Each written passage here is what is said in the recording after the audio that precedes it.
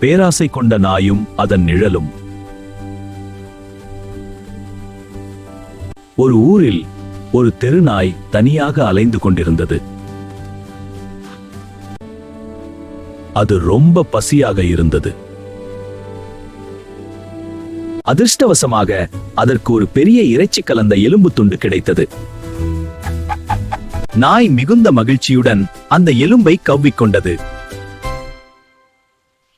வேறு எந்த நாயும் இதை பறித்துவிடக் கூடாது என்று அது நினைத்தது.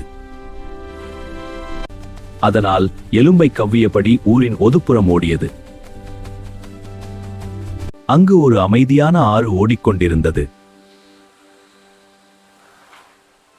ஆற்றின் குறுக்கே ஒரு குறுகிய மரப்பாலம் இருந்தது. நாய் அந்த பாலத்தின் மீது மெதுவாக நடந்து சென்றது. அப்போது தற்செயலாக நாய் கீழே தண்ணீரை பார்த்தது. அங்கே இன்னொரு நாய் எலும்புடன் நிற்பது போல அதற்கு தெரிந்தது. ஆனால் அது உண்மையில் அந்த நாயின் நிழல்தான். பேராசை கொண்ட நாய் அந்த எலும்பையும் எடுத்தால் இரட்டிப்பு விருந்துதான் என்று எண்ணியது. ஒரு நிமிடமும் யோசிக்காமல் அது செயல்பட்டது.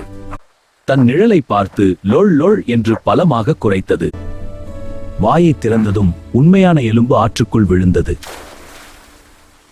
நாய் அதிர்ச்சியுடன் பார்த்து கொண்டே நின்றது.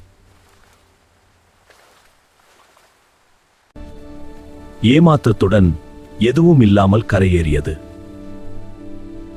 நீதி, கைக்கு கிடைத்ததை விட்டுவிட்டு பேராசைப்பட்டால் இருப்பதும் போய்விடும்.